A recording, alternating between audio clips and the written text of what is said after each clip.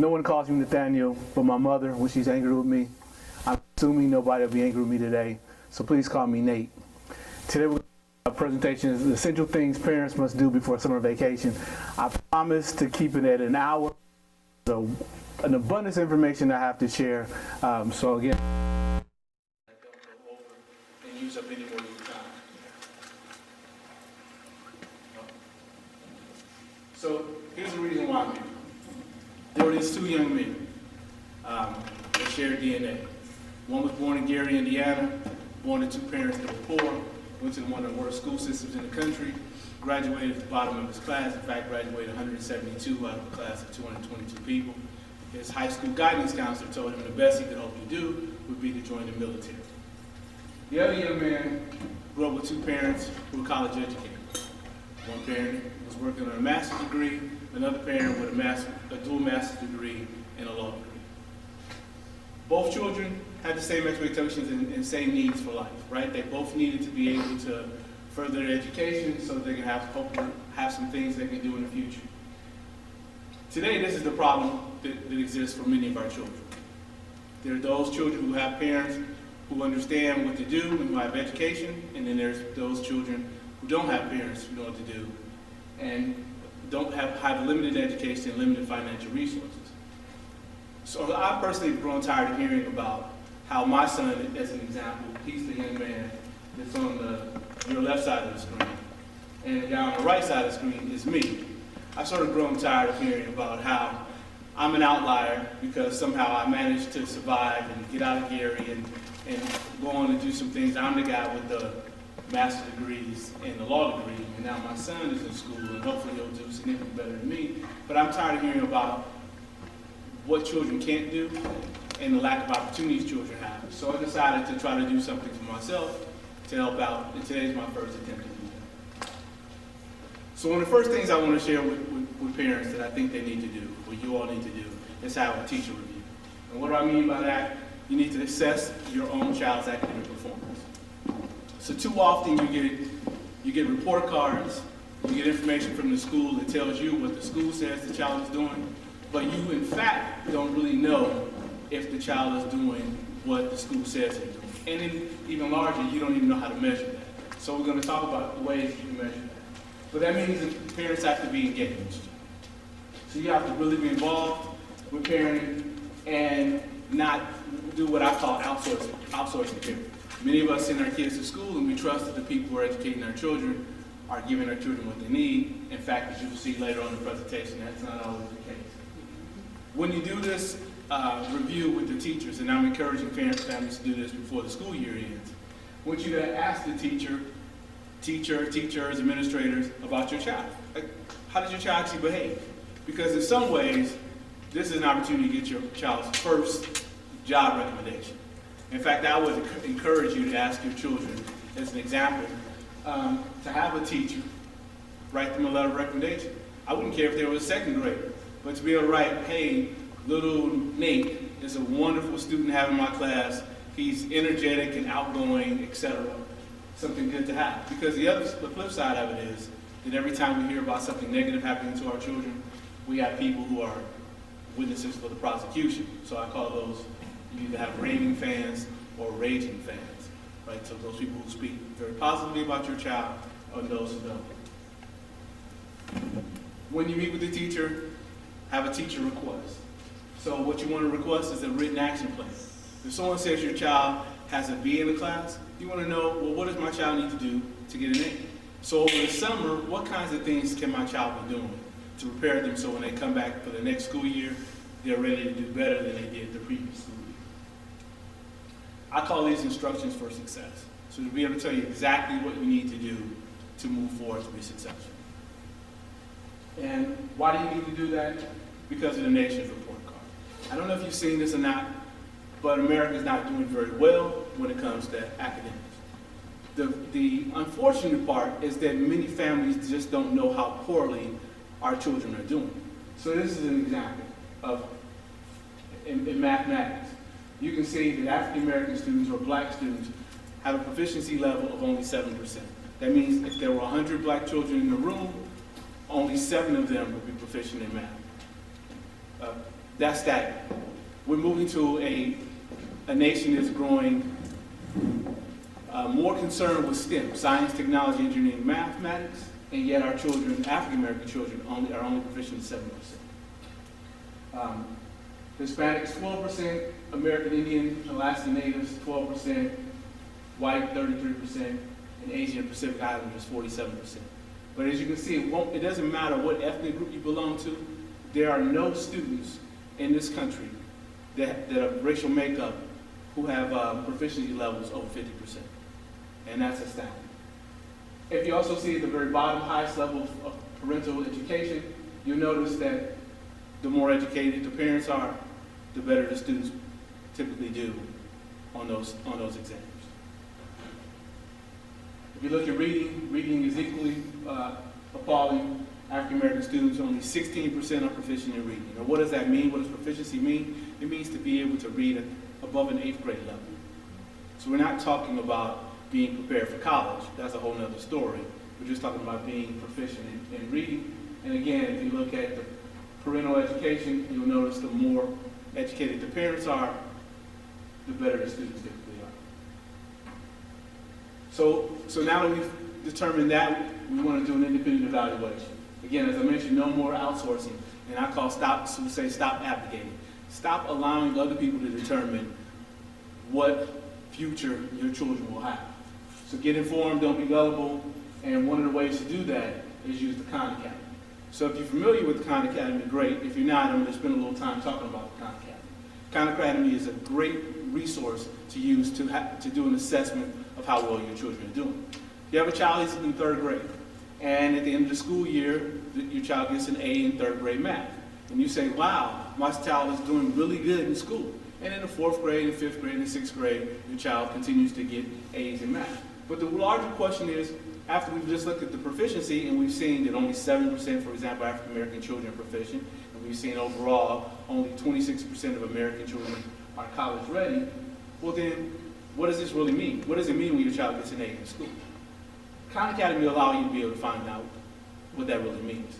If you go to Khan Academy, you can look at various different subjects and various different grade levels. And you can then have your child take the actual assessment to find out if your child is proficient in, let's say, 2nd grade math. And if they are proficient in 2nd grade math, then you know what you can do over the summer? You can get them started on 3rd grade math. So then when they enter the 3rd grade, they'll be ahead. Or if they're so proficient after during the middle of summer and they're ready to start 4th grade math, let them start 4th grade math.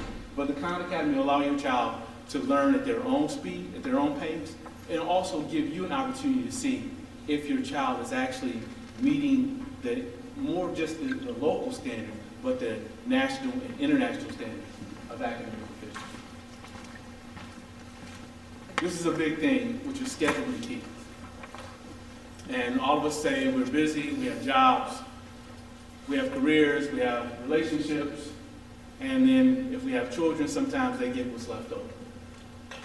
I'm going to encourage you to schedule kids. So set a time aside now for your children. Look at your schedule, look at what you're going to do during the summer, start scheduling time for your child. Be on time for their events, give generously, spend quality time with them, and then I'm going to show you a couple of resources you can use. One is called Wunderlist. And Wunderlist is great. It's a great tool. It's a Android and Apple as well. You use Wunderlist to be able to determine your schedule. Your child can have a schedule. You can have a schedule. You can make sure that things are interrelated so that you don't miss anything that's going on. You can assign tasks to family members. If you need someone to pick up your child on a particular day, you can do all those kind of things through Wunderlist. But you also use Google Calendar. I'm a big fan of Google Calendar. I use that now so my family is able to see where I'm at, what I'm doing. My son's in California right now, and he knows exactly what I'm doing at this particular time of day. And of course, as most of these applications, Google Calendar is available to your laptop, your tablet, your Android, and surprisingly, there's an application for Apple as well. Many of us wonder what we're going to do with our children during the summer, and my son, shameless plug, has written a book called What Are We Going to Do Today? And it's a book that encourages parenting engagement, promotes childhood literacy, and so it's an activity guide with 52 things that parents can do throughout the year. It's broken out based upon segments of the year, winter, spring, summer, and fall, with various different tasks that parents can do to be involved with their children. The other thing I would say is to learn to read and read to learn. So I can't stress how important this is.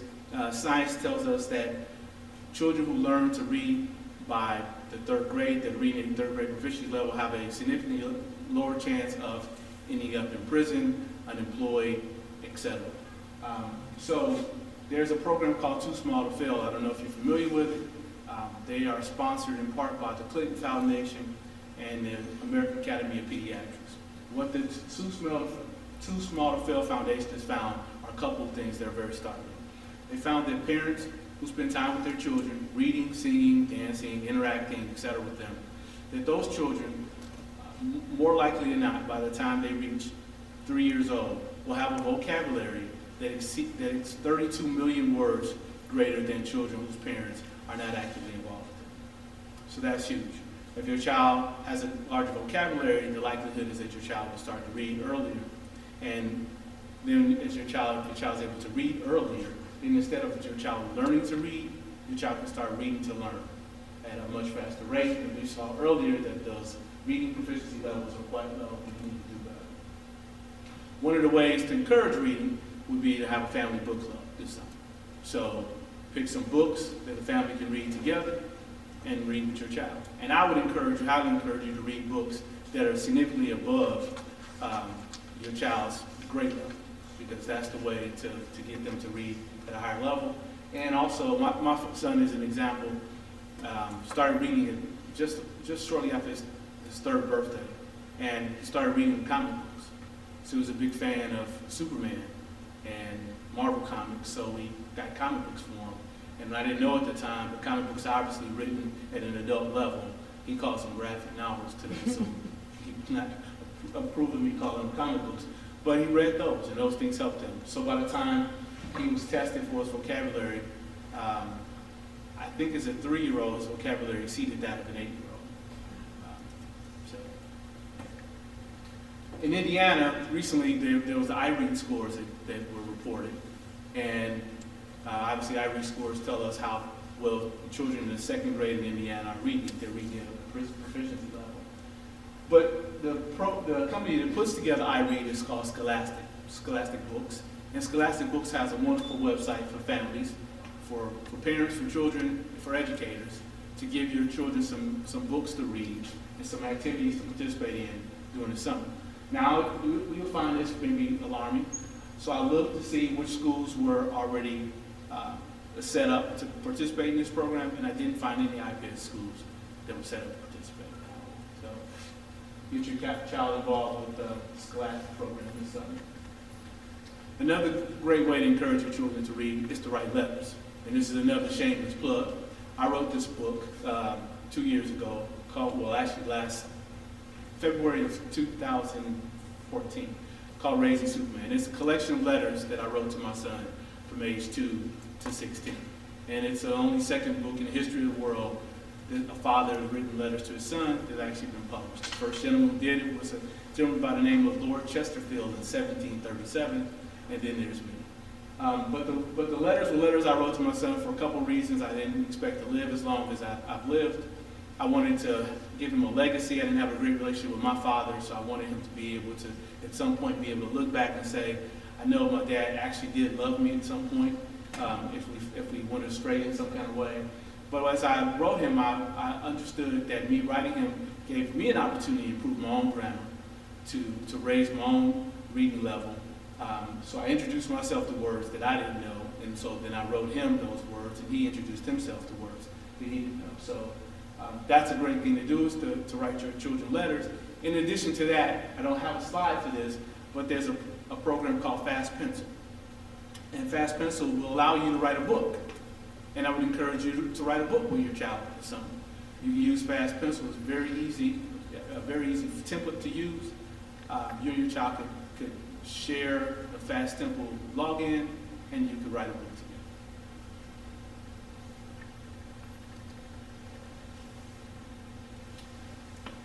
This is a big thing, determining your child's learning style. And I don't know that most families know what their children's learning styles are. So there are three primary learning styles, right? There's visual, and it's just as it sounds, your ability to look at something and learn by watching. There's auditory, which is simply just hearing and learning by sound.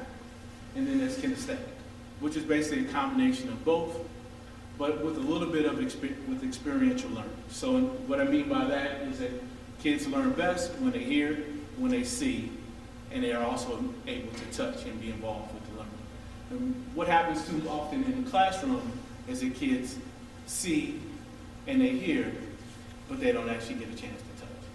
So the more you can get your child involved with experiential learning or kinesthetic learning or collaborative learning, where they're learning with their peers, where they're actually able to put their hands on stuff and teach one another. So if you have multiple children and one is older than the other, one great way to help your child, both children, is to have the older child teach the younger child. Because then the older child will learn by being the teacher, and the younger child will learn by being taught by the older sibling. So I'm going to talk to you a little bit about some of the things that we're doing to our children that are causing our children to suffer academically. There's a program called ACE, Adverse Childhood Experiences. I don't know if you've heard about it, but I'm going to spend a little time talking about it. ACE is a study that was put together some years ago by Kaiser Permanente. Recently there was a TED Talk done by a Dr. Nadine Harris-Burke in San Francisco about ACE. ACE tells you a little bit about what happens when children are born and they live in households where they are subjected to adverse childhood experiences. So let's talk about what those are. Well, actually, we'll take the test. Adverse childhood experiences. For example, first one, did a parent or other adult in the household often or very often swear at you, insult you, put you down, or humiliate you? Or act in a way that made you afraid that you might be physically hurt? Yes, no. If you did yes, you enter one. Did a parent or other adult in the household often, very often, push, grab, slap, or throw something at you? Ever hit you so hard that you made marks or were injured? Yes, no. If yes, enter one. Did an adult or person at least 5 years older than you ever touch or fondle you, or have you touch their body in a sexual way, or attempt or actually have oral, anal, or vaginal intercourse with you? Yes or no? Yes, enter one.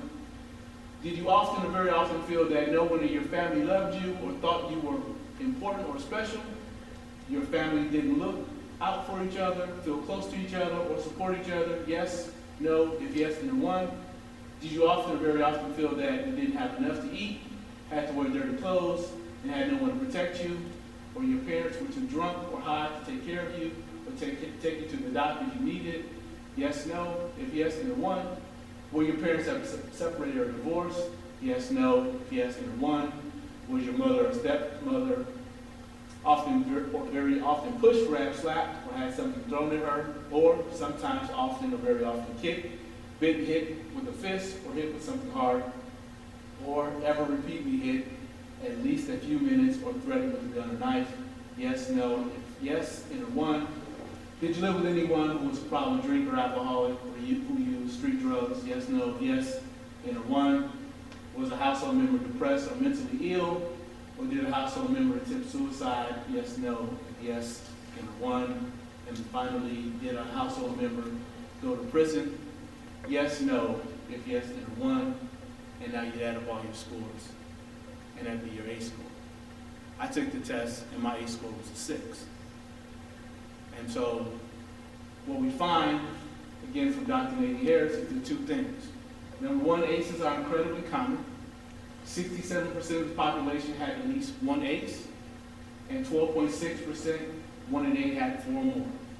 The second thing that they found was that there was a dose-response relationship between ACEs and health outcomes. The higher your ACE score, the worse your health outcomes. For a person with an ACE score of 4 or more, the relative risk of chronic obstructive pulmonary disease was 2.5 times that of someone with an ACE score of 0. For hepatitis, it was also 2.5 times. For depression, it was 4.5 times. For suicidality, it was 12 times. A person with an ACE score of 7 or more had triple the lifetime risk of lung cancer and 3.5 times the risk of ischemic heart disease the number one killer in the United States of America. So now the question is, what are we doing to our children? What kind of environments are our children living in each day? Because if they have these ACEs to contend with, this has a big effect on their ability to just go to school and learn. Has a big effect on just their ability to just function on a daily basis. Next thing I want you to do is perhaps a little lighter, happier mood after we move away from ACE. Let's talk about what we need to do about planning for college. So I hear these two expressions all the time. They drive me crazy. One is that I want my child to go to college without telling me what kind of college you want your child to go to. You want them to go to Ivy Tech, or do you want them to go to Harvard? Those are two very different places, and the plans to get there are very different plans. And I hear people say that some children are just not college material, which drives me crazy because, again, I was one of those people who was told I wasn't college material, and that's not necessarily true. You just need a plan. So I'm going to encourage you to be very specific about what college you want your child to go to. Have a specific university or at least a type of college. You want your child to attend an Ivy League school? Fine. Say, I want my child to attend an Ivy League school. If you want your child to attend a state institution in Indiana, say, fine. I want my child to attend a state institution in Indiana, but be very specific about it. So I'll give you an example. Before my son was born, I looked at Harvard's profile, and I found that Harvard had a number of things that they expected children to do, entering students to do. And I have a very good friend of mine, he and I sat down recently, and we looked at the profile for Harvard. And I was telling him, I said, hey, I did this for Naeem, and he was reading through it, and he said to me, hey, this sounds just like Naeem. So one of the things Harvard says, of course, they want you to perform well academically, so they want your test scores to be good. But they also want students who are bilingual. They'd also like for students to have taken a gap year, to have traveled abroad, perhaps, or have some involvement in some community activity to show that they're engaged or they're concerned about something greater than themselves, right? So these are some of the things. So when I took a look at Harvard, I realized, well, obviously test scores are an issue. Then that tells me that I need to find out every year when a teacher tells me he's got an A in a class, what that really means. Because at the end of the day, my goal is not for him just to get an A in second grade. My goal is for him to be admitted to Harvard, right? To meet Harvard's profile. Now, my son does not attend Harvard, but he did meet Harvard's profile. In fact, he was admitted to 24 universities of the 27 he applied to. Schools like Stanford and Berkeley and Baylor and SMU and University of California, etc. He's at Santa Clara University today, at this very moment. But the profile that we set, he met that profile. Like, I don't know if he would have gotten into Harvard, but because he didn't want to apply to Harvard, so I can't tell you for certain. But I can tell you that what Harvard asked for, they asked for him to be multilingual. He speaks 4 languages: Spanish, Portuguese, Catalan, English, and I guess maybe 5. He knows a little Ebonics. I got you. He knows a little bit of French and a little bit of German. He left high school as a 16-year-old, and he moved to Brazil. He had 33 college credits after his junior year of high school. So he wanted to chase his dream. He took his gap year. He moved to Brazil to play soccer. He traveled to Brazil, played for a couple different academies there, had tryouts in Germany, and before he got his concussion, he had an offer to come try out for some clubs in Manchester, England. So the part about caring about someone greater than you, well, you just saw he wrote a book to encourage parents to spend time with their children, to promote childhood literacy. But he also had his own foundation called the Social Justice League. And his goal with that was to help people who were primarily homeless. He had a friend, a soccer teammate, who was homeless at some point and decided he wanted to do something about that.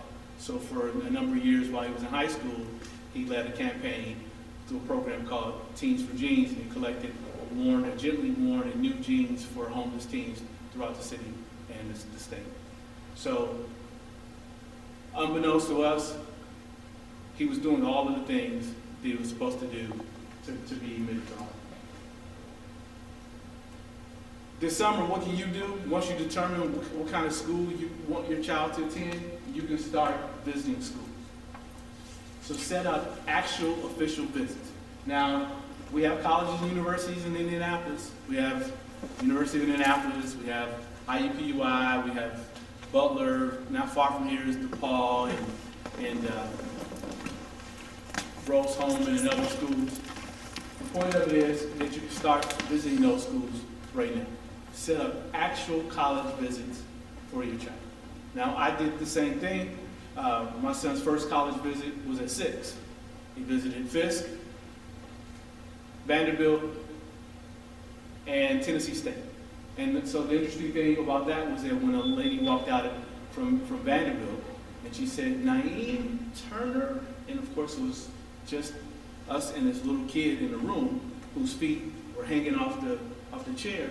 The lady said, are you Naeem? He says, yes. And she says, well, what are you doing here? He said, it's time to start thinking about my future.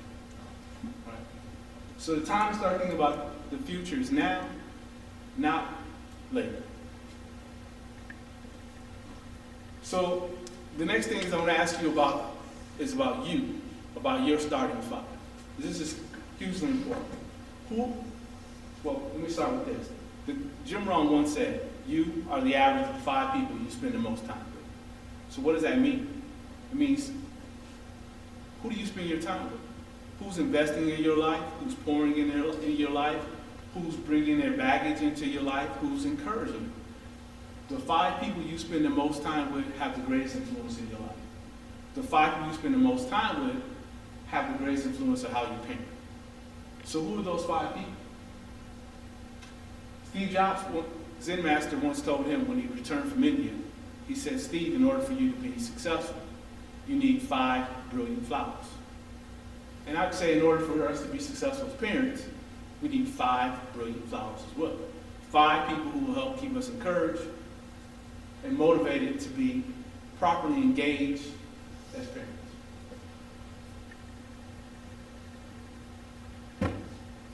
Every family, every child needs a mission statement. It's not too early. My son has a mission statement. I wish he was here because he would tell you, because I'm going to try to tell you. It's a little bit complicated. He says his mission is to create products and services that enhance the lives of those who have been historically and geographically underrepresented and underserved using technology. So it's to use technology to create those products. But the question is, what's your purpose? Each one of us gets up every day. Do we get up with a purpose? We just get up. And so, how do you figure out what your purpose is? Well, ask yourself, how do I want to be remembered? We're not going to live forever. And most of us are not going to do anything really significant. Maybe, right? But if we could, how would we want to be remembered? Right? Who will show up at your funeral? Will your children show up at your funeral? Or will we have children who live in homes with all of these aces that by the time you're gone, they're glad that you're gone? What will be in your obituary? And then lastly, what's going to be your family dynasty? See, I believe this. I believe every family is its own little fiefdom. Right? And the most that many of us are ever going to do are have children who might go on to do something that's significant. See, historically, in the great dynasties, we read about them because, and we appreciate them, we admire them because they're generation and generation and generations of great kings and great queens, right? And the dynasty lives on. So the question is, will your dynasty live on? When you're gone, how will you be remembered? Well, most often you'll be remembered about whatever your children do. They'll say, that's the son of, that's the daughter of. And what will they say about you? Well, you can decide that right now by making sure you, your child, and your family have a mission statement. This summer, make sure your child's involved with something that is bigger than themselves. Now, I put charity, not church, because sometimes I think people mistakenly believe that because you go to church or some religious organization, that somehow that means that you are being altruistic. It doesn't necessarily mean that. You can just go have a seat and not do anything. The question is about being noble and not having an obligation. You're doing it because it's the right thing to do, not because someone makes you do it. And when you do something for others, I can tell you that you feel good. When I'm most down and depressed, I'm better when I do something for somebody else than if I spend time thinking about myself And as I tell my son all the time, his one responsibility is to leave the planet better than it was when he arrived. Academic and extracurricular abstract. We call that an AEA. And this is something I think more parents should do. We started keeping this for our son as a fourth grader. And what I realized very early was that we were building his brain.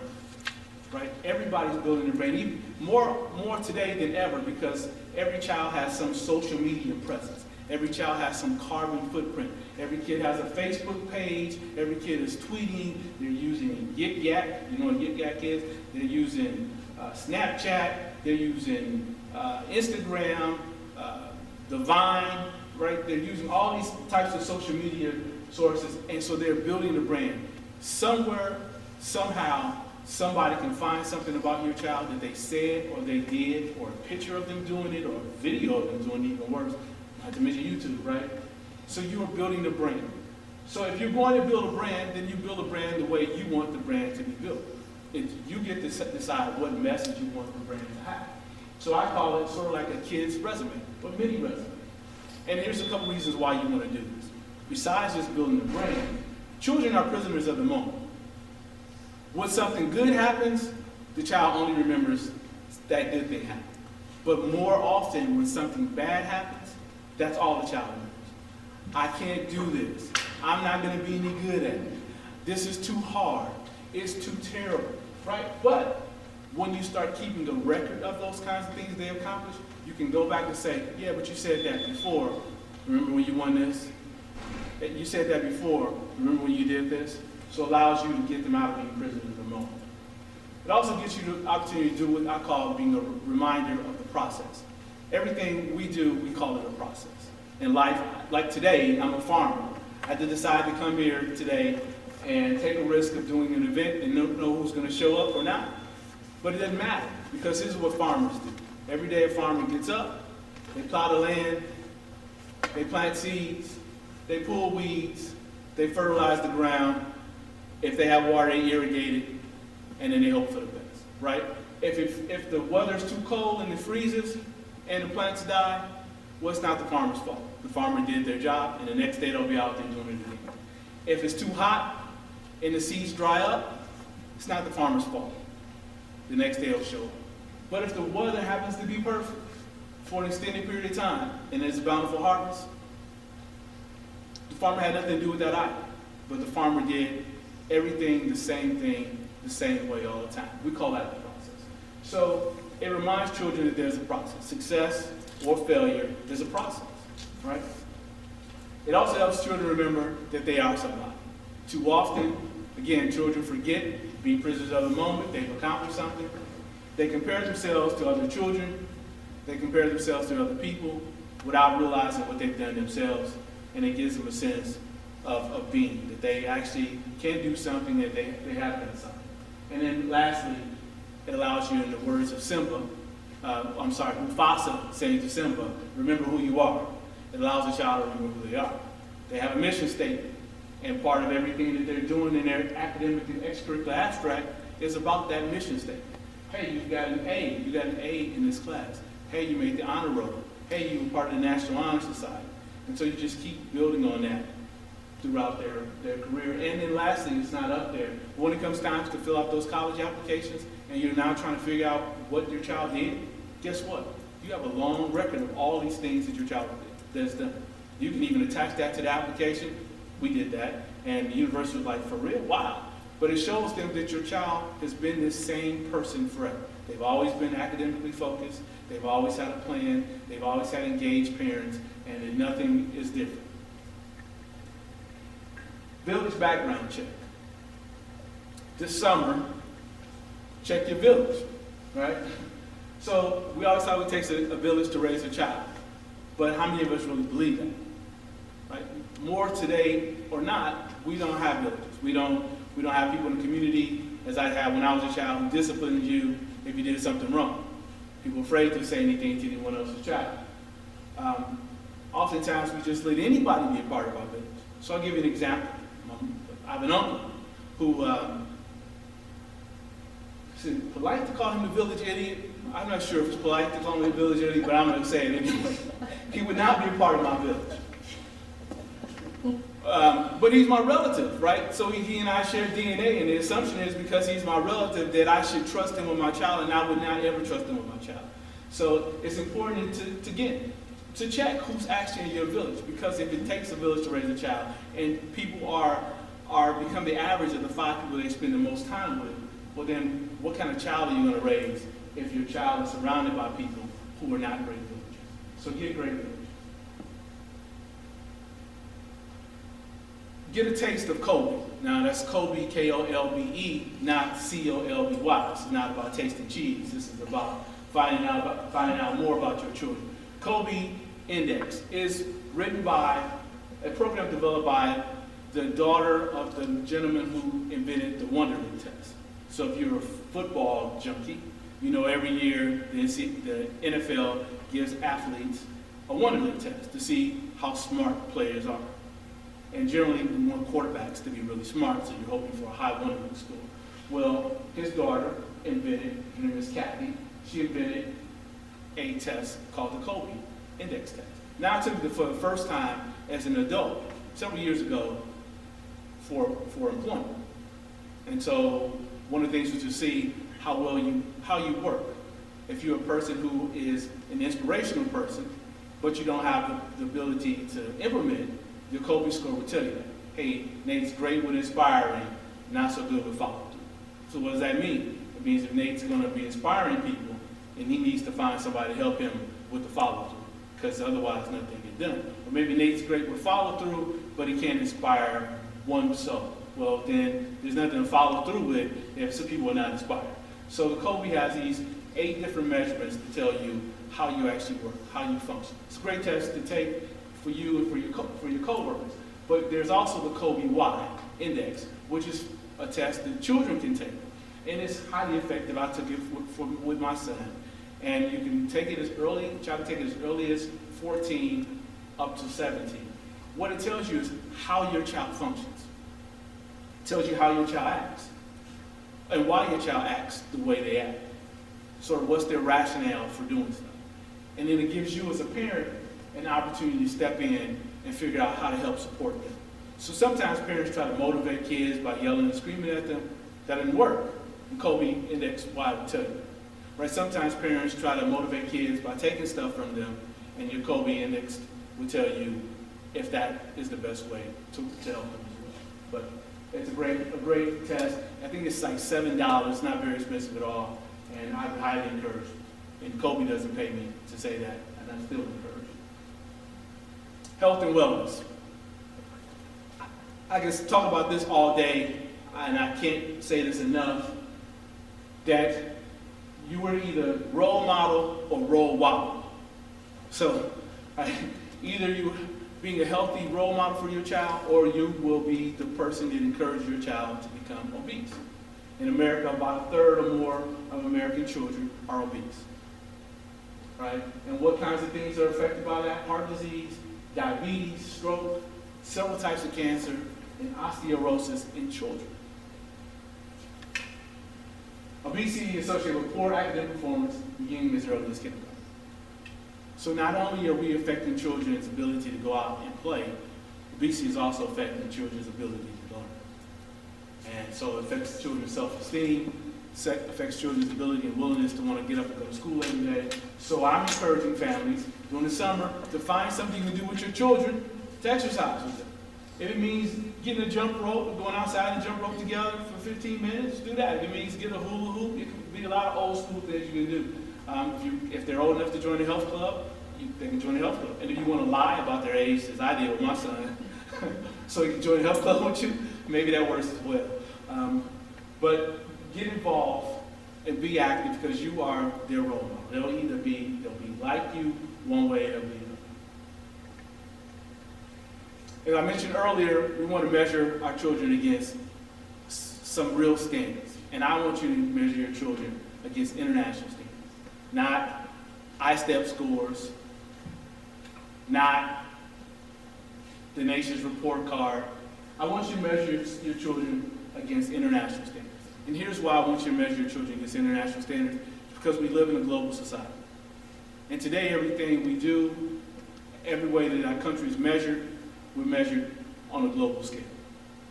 In fact, I always tell the story that if you think about the cars, I was born in 1965, the cars that my parents drove, they were Buicks, Fords. If I had family who were lucky enough, they may own a Cadillac or a Lincoln or something like that.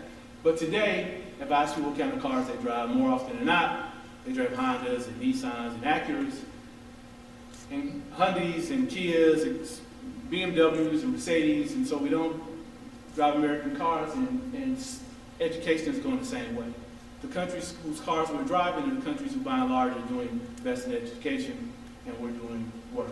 Among 34 countries, the U.S. performed below average in mathematics. They ranked 27th. We ranked 27th in the world in mathematics. We ranked 17th in reading and 20th in science. So when you go to school, when your child goes to school and the teacher says your child got an A in math, they got an A in reading, or they got an A in science, the question is, what does that really mean on the grand scale? And the grand scale means, how prepared is your child to live in a globalized society? You can see on this little graph here, the U.S., you may be able to see it. We're in a box of below average performance.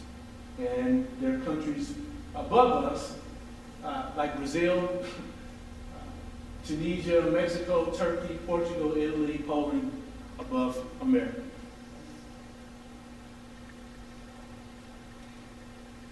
STEM. How does the country compare against other countries in STEM? Why is that even important? Well, the reason it's important is because in 2008, it was determined that between 2008 and 2018, 60% of the new jobs in this country would be STEM: science, technology, engineering, and math. Yet, only 20% of American workers are prepared for those jobs. 60% of the jobs, only 20% of people available to fill those jobs. The World Economic Forum ranks the U.S. 52nd in the quality of mathematics and science education, and 5th in declining in overall global competitiveness. What does that mean? Well, America is becoming less competitive. The workers, the children we're producing who go on to college, or the workers that we're producing are creating a society where we're less competitive throughout the world. And that's indicative by our math, our science scores, and our rankings. There are more foreign students studying in the U.S. graduate schools than the number of U.S. students, and over 2/3 of engineers who receive PhDs from the United States for U.S. universities are not U.S. citizens. So 2/3 of the PhDs are being earned by people who are not residents or citizens of this country. And again, that's because very early we're not asking enough questions about what the real measurements are when our children receive learning. Indiana is an example that's taking a look at STEM. And here's what they've determined. There'll be 2.4 jobs for every one unemployed person in Indiana if they have a STEM degree. What does that, let's think about that. So if you're one person, there'll be 2.4 jobs available for you. You get to pick between these two different jobs. You alone. However, if you have a non-STEM, there'll be 5 unemployed people competing for the same job. Science, technology, engineering, math, only 7% of African American children are proficient in mathematics, only 16% are proficient in reading. Indiana must plug gaps in STEM. Here's another example just to show that we're not doing enough. A number of our children, when they go off to college, still need remediation. In fact, only 26% of all Americans' high school graduates are actually prepared for college. So what does that mean? It means we graduate kids, we talk about the great graduation rates that our schools have, and yet when they show up at college, 3/4 of them need remediation. And what does that mean when you have to have remediation? It means that you have to be in school longer. It means you have to incur more debt, right? It means you're less likely to finish because of those things. So, what else can we do during the summer? Family continuing education. Yes, family. Everybody continue to learn. Moms and dads' income and education play a role in how large a child's brain is. A recent study conducted by Columbia University found that children are impacted from a brain cognitive level based upon their family's income and education. Data suggests that the wider access to resources likely afforded by the more affluent may lead to differences in a child's brain structure. So we're not just talking anymore about children living in a home who have more opportunities. We're talking about very early on, the development of a child's brain is impacted by what parents do. And so if you don't think learning more is important, well, it's important because it helps your child's brain, right? If you don't think earning more is important, well, it helps your child because it helps your child's brain. So how can we do that? Education is expensive. Learning new things takes time. How do we do that? We don't have time to necessarily go to a bricks and mortar university. Well, I'm going to introduce you to massive open online courses. This is from the studies from one of those first massive open online courses is a program called Udacity. Udacity is a free university started by Stanford professors. There are a number of wonderful institutions that participate, and their goal is to make access to education affordable for everyone. You can subscribe and become a member of Udacity for free. You can do that immediately. You can start taking courses right now. Udacity also has a degree program called the Nano degree. And I'll tell you about this briefly. There are a few employers who are involved with it. Google, Capital One, AT&T have Nano degree programs. If you take a look at their site, you'll find out what kinds of jobs they're looking to hire people in. And you can take the Nano degree from Udacity so that you can be able to be plugged in to some of those universities, to some of those employers. 6 to 12-month program, job ready, and you get guidance from coaches and classmates. So if you wanted to learn how to code or do other kinds of things that perhaps are STEM related, you can use Udacity for that. There's also Coursera. And Coursera, again, take the world's best courses online for free, and they're not kidding. Here are some of the schools that participate in Coursera.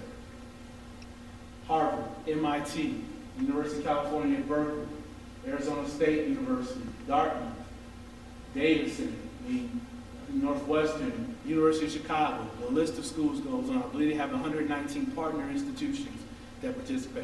You can take classes at the finest universities in the world for free. No longer can we say, I don't have time, because you can make time, because it's any time you want to do it. The classes are available for you. Once you start thinking about SATs immediately, no matter what age your child is, because it's never too early to prep, children are awarded scholarships primarily based upon their 10th grade PSAT scores. So that means we need to start getting them prepped for those standardized tests as early as possible. Fortunately, there's a way to do that. Again, and it's also free, and it's the Khan Academy.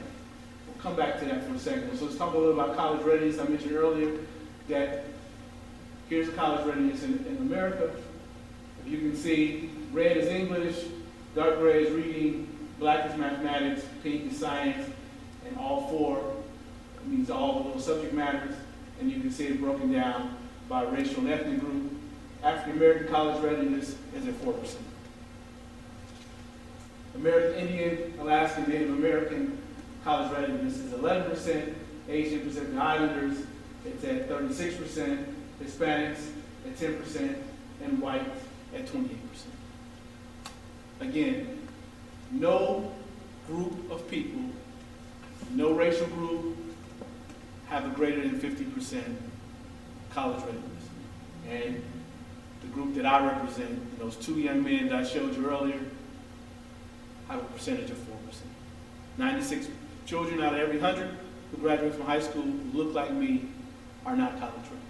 And yet, schools tell us all the time about graduation rates, and the reality is they don't mean a whole lot if they're not ready for the next level.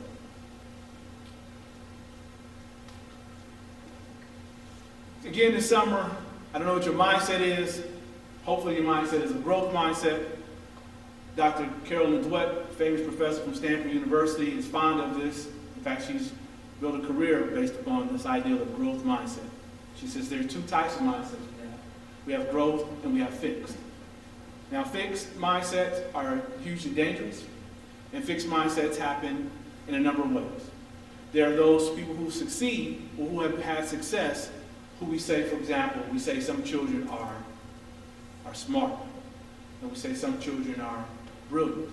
So these are definitive terms. This suggests to a child that they don't have to do anything. If I'm smart, I'm always going to be smart.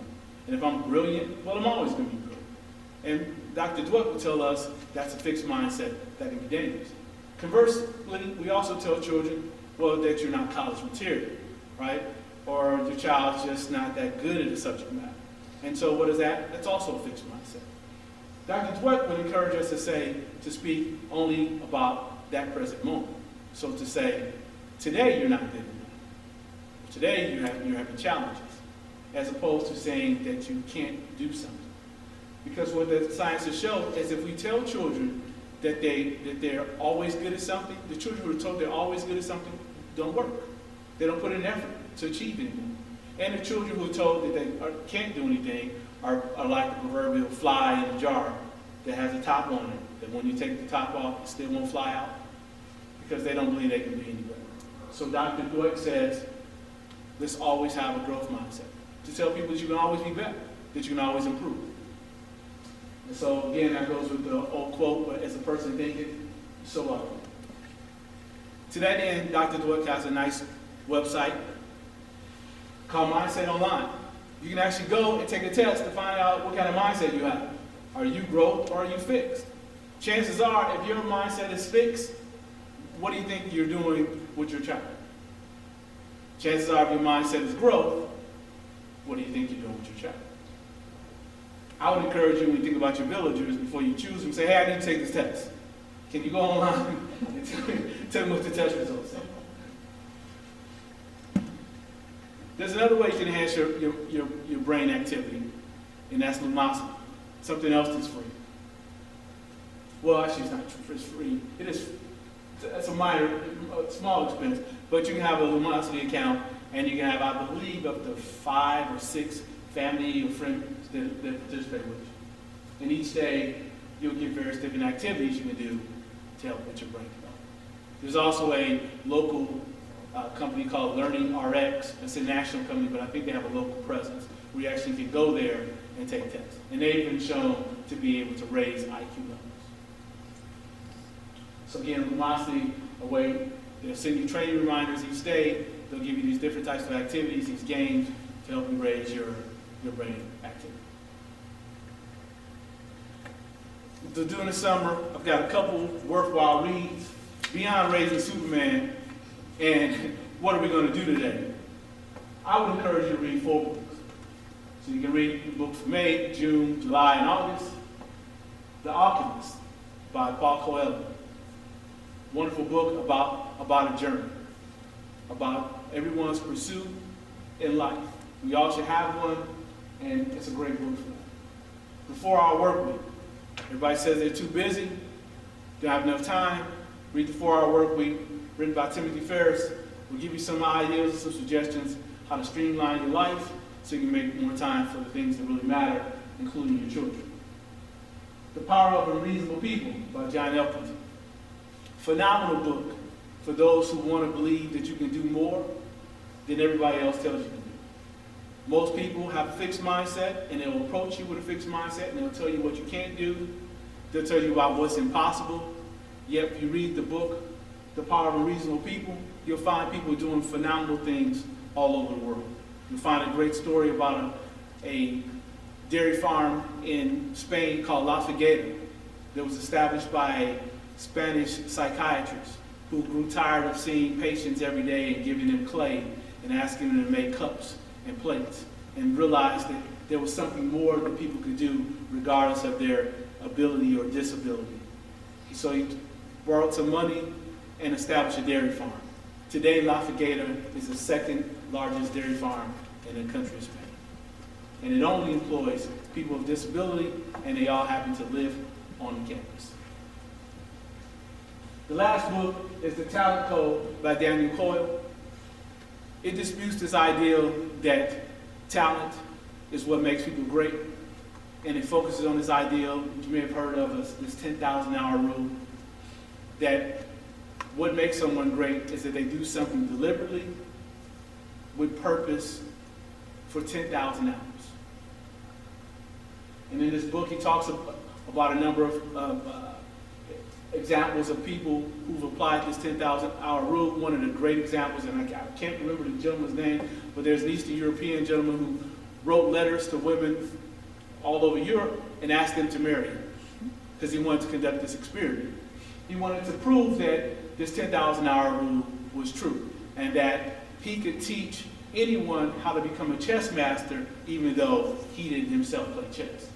So he wrote a number of women. Of course, many of them wrote him back and said he was crazy or just ignored his letter altogether. But he had one woman who said, "I will marry you." And so they got married. They had 3 daughters. All 3 daughters are chess masters, grand chess masters. The 3rd daughter beat Michael Kasparov, I believe that's his name, who defeated the IBM, Gary Kasparov, who defeated the IBM computer some years ago. And so she runs a series of chess academies in New York City today. Again, 4 books that'll give you some idea about how to help you move your child's life forward without making any excuses, having a goal, making time, not being deterred by other people, and realizing that it just will take some time and some continuous effort, which we call the process. Next, you have to be a little crazy and be a dreamer. And this is my last slide, and perhaps the most important slide. Steve Jobs once said, "It's the crazy ones that usually do," right? George Bernard Shaw said, "Reasonable people adapt themselves to the world. Unreasonable people attempt to adapt the world to themselves. All progress, therefore, depends on unreasonable people." And so I'm going to ask you to be an unreasonable parent, to decide today that your child will have the opportunity to fulfill every hope and dream they have. You see, because when children are small, they have these big, audacious, bodacious dreams. If you ever have a chance to talk to a child, you ask them what they want to be or do, they'll tell you something incredible. In fact, I saw a TED Talk recently where a woman told the story about when she was 9 years old, she told her mother she wanted to build houses. And she drew this house, and it looked like a mushroom. And instead of her mother saying how ridiculous that was, her mother actually went out and built her the mushroom house. Today, the daughter who drew this picture is an architect, and she's building homes in Bali out of bamboo. And I wish I had the photo to show you. But the point of that is there was a mother who understood the importance of dreams. And instead of squashing her child's dream and says, "Nobody builds houses out of mushrooms, that's ridiculous," the mother went outside and did just that. And today the daughter is building incredible houses that no one would even believe could be done with bamboo. Have you ever seen bamboo? It's not like wood. It just does whatever it wants to do, and she builds houses out of it. So the world requires children to dream. Everything that happens because somebody dreams. There's a gentleman by the name of Edwin Link who dreamt one day of flying, but he wasn't a pilot. He dreamt of flying, but he wasn't an engineer. He created this thing, which we now know today is a flight simulator in a black box. But when he first created it, he shared it with the government. And he said, "Hey, I've got this idea so you can stop crashing planes. I can show you how to fly." And the government laughed at him until too many planes crashed. And then they said, "Hey, Mr. Link, can you bring your device over?" And he flew from Dayton, Ohio to Daytona, Florida. And when he lands, he gets out the plane. They look at the plane to see who flew the plane, because of course this guy is not a pilot and he's not an engineer. How could he possibly do it? They look at the plane and it's only him. And he walks out, I know how to do this because I taught myself with this flight simulator. You know this thing you all told me to take to the carnival because you thought this was ridiculous? Because I had a dream that I could do something more and you didn't believe I could do it? Well, today now none of us get on a plane without somebody first training on a flight simulator. Right? James Dyson, who invented the Dyson vacuum cleaner, failed, or should I say, found 5,216 times to do something without having success. And yet, today he's worth about $4.5 billion. These people who dream won't give up on their dreams. So I'm saying to you, be unreasonable. Find something your child is passionate about and support them with that and help them in a reasonable fashion, using the books that we talked about earlier. And so that's my piece. These are the essential things that you should be considering doing before summer vacation. I thank you for your time.